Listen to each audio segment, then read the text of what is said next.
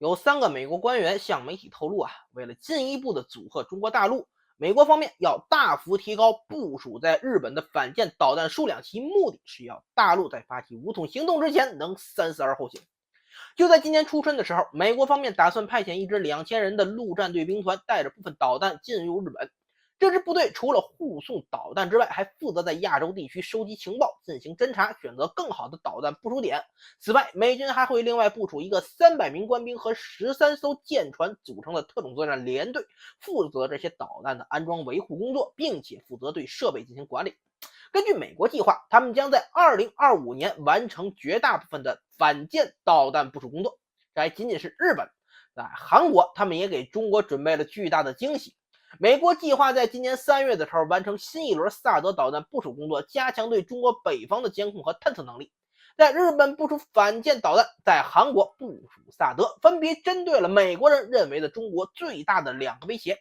目前，美国人认为中国对美国的核心威胁有2个，分别是来自北部和东部的陆基弹道导弹威胁，这里发射的导弹能直接越过北极打到美国的北方领土。第2个威胁就是从黄海和三亚基地出海的中国海军携带的各种海基导弹，这些导弹能轻松消灭掉美国位于冲绳等地的军队集结点，还有余力对抗美国的关岛基地，在一定时间内将美国在东亚地区的指挥体系给瘫痪掉。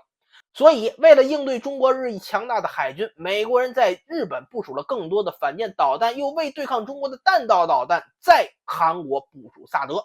只不过这件事情也有很大的风险韩国的主要风险呢来自于朝鲜。如果韩国和朝鲜之间发生冲突，虽说韩军的装备和科技实力超过了朝鲜，但架不住朝鲜人手里有核武器，而且韩国军队有大量人员渗透进韩国，这是韩朝2国都知道的事情。如果美国真的用萨德对付中国朝鲜趁机浑水摸鱼，在韩国的主要注意力在黄海地区的时候打他们一个措手不及，结果如何真的没人知道。届时美国的韩国战略必然会破产。然后就是日本，如果说韩国的风险来自于外界，那日本自己就是一个风险。美国在驻日美军部署上动作频频，再加上日本岸田政府的一系列扩军举措，都已经超越了日本战后所奉行的专守防卫原则。新航母、新战机、新导弹，这些装备让日本的野心不断膨胀，走上了一条穷兵黩武的不归路。但日本人真的会一心给美国人当狗吗？岸田政府真的会甘愿为美国打头阵充当马前卒吗？从某种意义上说本虎还真不觉得这件事情会这样。目前日本最大的势力众所周知右翼。日本右翼的目的从一开始就是让日本有军队开战权，建立强大军队。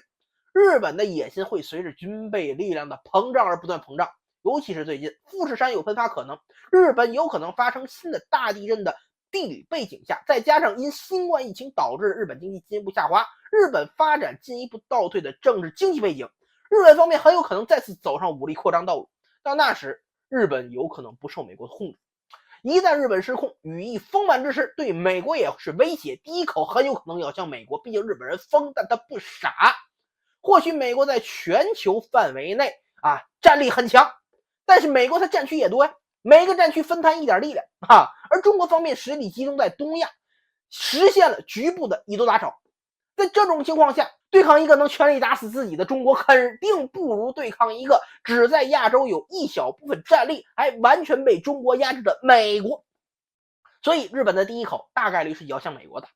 美国人知道这2个部署点有风险吗？那他肯定知道呀。但是在这2个地方部署导弹单位也是迫不得已。其实如果应对我国南方海军集群，最好的选择是把导弹部署在台湾。但是美国方面的兵推结果是在给美军开了好几个外挂的情况下26个结果里只有1个是中国没解放台湾，台湾宣布独立。你在这种情况下把导弹部署在台湾，明显就是给中国当运输大队长所以只能安排在日本了。毕竟就目前来说，在岸田政府他还算是个好用的狗。至于北方威胁，想要防御中国绕过北极攻击美国的弹道导弹，最好的选择是在蒙古和俄罗斯部署。但是用脚趾头想也知道这不可能所以只能退而求其次，部署在韩国对中国导弹进行侧击。这就是美国接力在韩国推进首套在美国领土以外部署的萨德导弹系统的军事动机。只能说美国现在为了实现全力遏制中国的目的，已然不择手段，完全不管这些部署到底有没有副作用，会不会产生不良影响。这就是传说中的欲使其灭亡，必先让其疯狂。